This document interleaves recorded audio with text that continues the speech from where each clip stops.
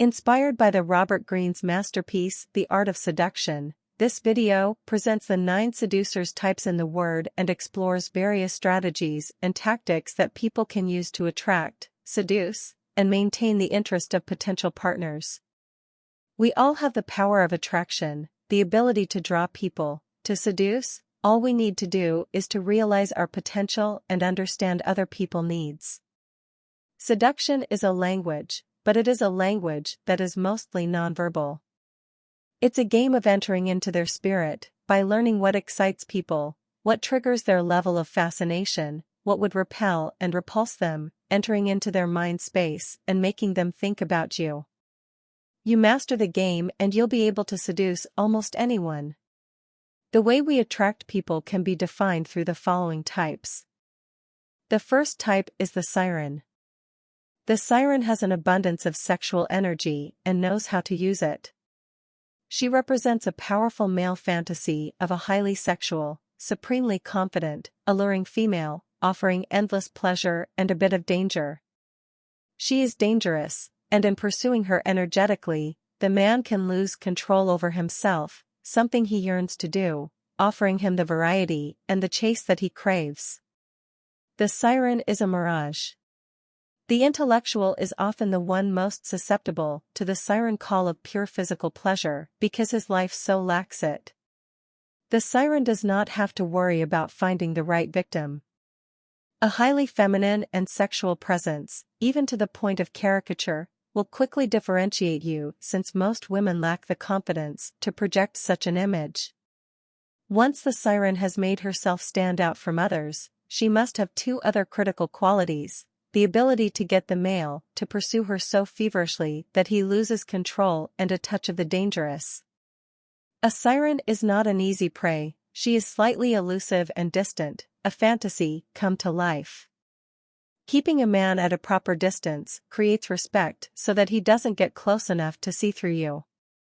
An element of fear is also critical. Create such fear by suddenly changing your moods, keeping the man off balance, and occasionally intimidating him with capricious behavior. The most important element for an aspiring Siren is always the physical, the Siren's main instrument of power. Physical qualities, a scent, a heightened femininity evoked through makeup or elaborate or seductive clothing, act all the more powerfully on men because they have no meaning. The Siren never speaks quickly, aggressively, or at a high pitch. Her voice is calm and unhurried and she moves gracefully. The Rake. A woman never quite feels desired and appreciated enough. She wants attention, but a man is too often distracted.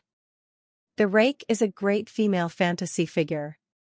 When he desires a woman, he will do anything to seduce her. He might be dishonest and immoral, but it is precisely this element of imperfection that adds an intriguing allure to his personality. Intense desire has a distracting power on a woman, just as the Siren's physical presence has on a man. Words are a woman's weakness, and the Rake is a master of seductive language. A woman is often defensive and can sense insincerity or calculation, but if she feels consumed by your attentions and is confident you will do anything for her, she will notice nothing else about you, or will find a way to forgive your indiscretions. The key is to show no hesitation, to abandon all restraint, to let yourself go, to show that you can't control yourself. Don't worry about inspiring mistrust, as long as you are the slave to her charms, she will not think of the aftermath. Adventurous and passionate, he is commonly recognized as an archetype named Don Juan, a man who becomes profoundly infatuated with the women he encounters. He immerses himself entirely in the present moment, exuding a profound sensuality that awakens the suppressed desires within a woman. Not always sincere, it might seem strange for a woman to be attracted to someone dishonest, but sometimes, some women need what Rake offers, an affair of pure pleasure, an exciting brush with danger. They are the heat of the moment and give them texture in their dull lives.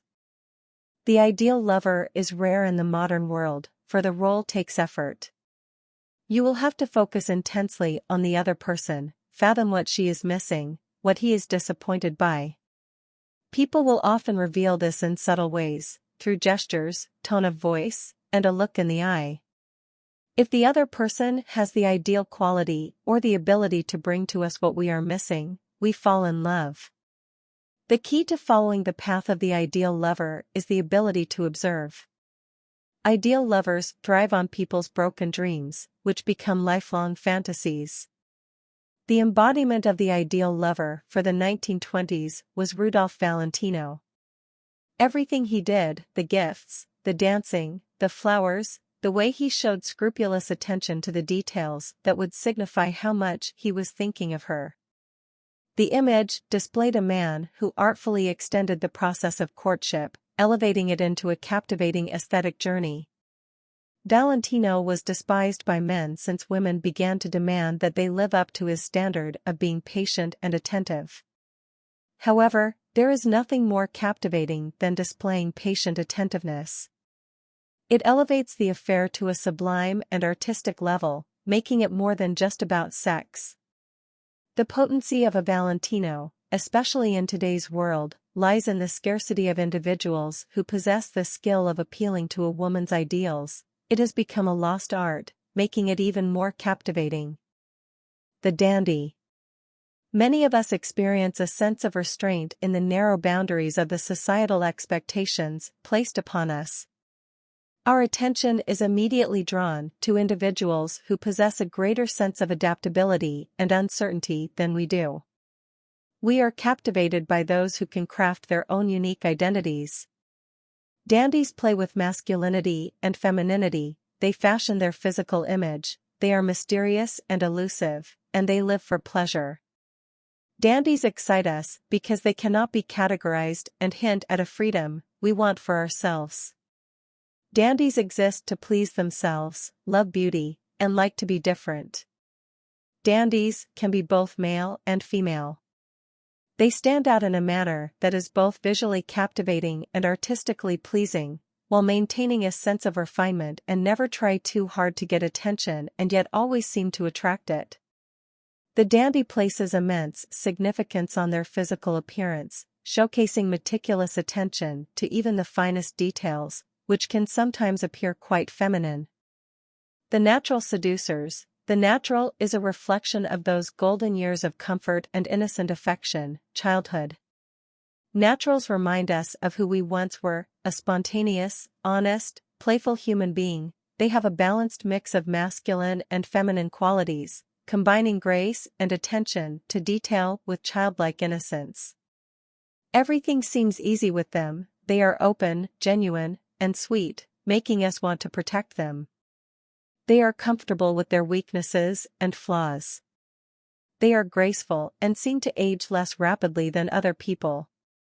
As people get older, they protect themselves against painful experiences by closing themselves off. The naturals embody the longed-for qualities of childhood: spontaneity, sincerity, and unpretentiousness, and have a fearlessness that we adults have lost. The coquette. The coquette is hot and cold. The ability to delay satisfaction is the ultimate art of seduction. They aim to allure people by offering enticing rewards, such as physical pleasure, and fame through association and power. Yet, these rewards are ultimately unattainable, only driving their targets to pursue them even more ardently. Many people are attracted to this because of our human nature to want what we can't have. To understand the peculiar power of the coquette, you must first understand a critical property of love and desire. The more you pursue a person, the more likely you are to chase them away. Too much attention can be interesting for a while, but it soon becomes suffocating and frightening. It signals weakness and neediness, an unseductive combination. The coquette, a clever individual, employs a cunning strategy of withholding sexual favors. This tactic has been used by women throughout history. Let's take the example of Ninon de l'Enclos, a famous French courtesan in the 17th century. She was highly desired by influential men in France. However, her true power and influence became evident when she made it clear that she would no longer engage in sexual relationships out of obligation. This decision caused distress among her admirers, which she skillfully intensified by briefly favoring a man and being intimate with him for a few months, only to then reject him and leave him unsatisfied. The strategy of the coquette is never to offer total satisfaction. She sends contrary signals that stimulate contrary responses, plunging the victim into confusion. In the 8th century, there was a Chinese seductress named Yang Keifei who possessed an uncanny ability to captivate and control Emperor Ming Huang using a cunning blend of affection and resentment. By showering him with kindness, she easily won his heart. However, Yang Keifei would abruptly become angry, using harsh and bitter accusations at the emperor for even the most trivial mistakes. Despite this tumultuous behavior, the emperor was unable to resist her allure and would go to great lengths to appease her during her times of anger or distress. He questioned his actions and wondered why she was constantly plagued by sadness. Eventually, his desperate efforts to keep her satisfied led to his downfall and ruined his entire kingdom. Even in the context of ordinary relationships, experiences of conflict followed by reconciliation can deepen the bond between two individuals. The joys of reconciliation only make the attachment stronger. Furthermore, sadness of any sort is also seductive, particularly if it seems deep-rooted, even spiritual rather than needy or pathetic. It makes people come to you. The charmer. Charmers are consummate manipulators, masking their cleverness by creating a mood of pleasure and comfort. Their method is simple. They understand your spirit, feel your pain, and adapt to your moods. Similar to the embodiment of an ideal lover, they have the remarkable ability to make us feel exceptionally cherished, playing with our most profound emotions and casting a comforting glow upon them. They possess an uncanny talent for making us believe we are the focal point of their universe, granting us tailored delights, diffusing any discord, all the while maintaining an air of calm themselves. Furthermore, they possess the unique talents and resources to offer assistance in various aspects of our existence. Charmers may appear to be weaker than their targets, but in the end, they are the more powerful side because they have stolen the ability to resist. They watch and observe, allowing their targets to open up completely. As Benjamin Disraeli said, talk to a man about himself and he will listen for hours. Once they know their weaknesses, they use that information to give them what they want. In the presence of a charmer, you feel better about yourself, you feel special. Charmers don't argue or fight, complain, or justify themselves. What could be more seductive? This quality radiates outward, making them seem extraordinary and superior, and making us imagine there is more to them than meets the eye. Charismatics, the masses have never thirsted after truth. They demand illusion and cannot do without them. Sigmund Freud. They might be great orators, public figures, visionaries, or leaders. They can seduce on a grand scale.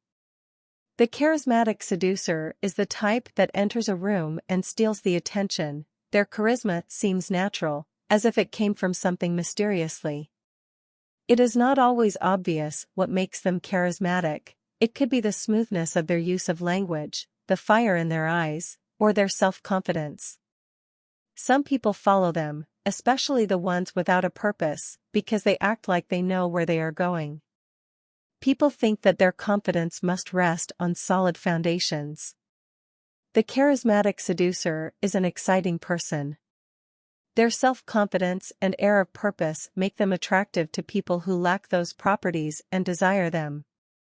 The following are basic qualities that will help create the illusion of charisma: purpose, mystery, saintliness, eloquence, theatricality, uninhibitedness, fervency, vulnerability, adventurousness, alegria, and magnetism. Genuine charisma thus means the ability to internally generate and externally express extreme excitement, an ability which makes one the object of intense attention and unreflective imitation by others. The star. Observing them is like something out of a movie. They have an appealing style, but at the same time, they are vague, mysterious, and untouchable. As Robert Greene wrote in his book, she had such natural poise, such an economy of gesture, that she became as absorbing as a Modigliani.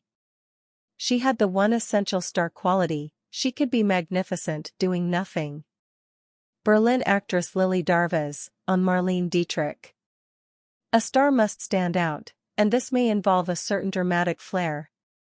Sometimes, a more dreamlike effect can be created by subtle touches: the way you smoke a cigarette, a vocal inflection, a way of walking. It is often the little things that get under people's skin and make them imitate you. Unconsciously, we are strangely drawn to things that have no meaning beyond their fascinating appearance. They attract us with their celebrity aura, but also with their ability to relate to us. Stars make us want to know more about them. You must learn to stir people's curiosity by letting them glimpse something in your private life, something that seems to reveal an element of your personality. Let them fantasize and imagine. Another way stars seduce us is by making us identify with them. Remember, everyone is a public performer. People never know exactly what you think or feel, they judge you on your appearance. Feel free to share your thoughts and insights in the comments section below. Which type do you relate to the most? I hope you enjoyed this episode and that you found it helpful. Your support is greatly appreciated, and subscribing to our channel will help us continue creating engaging content for you. I'll see you in the next episode. Thank you for watching.